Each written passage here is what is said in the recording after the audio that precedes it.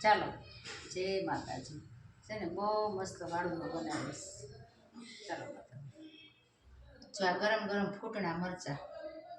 જીરું મીઠું નાખ્યું અને મસ્ત બટેકું કોબી અને મરચાં સગું કાપી આજ બધાને સોરીને ખાવું હતું ને એટલે મસ્ત મેથી દાણા અને ટમેટાનું રસ્સાવાળું આ દહીં આ માખણ આ મસ્ત બાજરાનો રોટલો અને મસ્ત આછી કાગળ જેવી રોટલી છે ને મસ્ત થપ્પી મારતી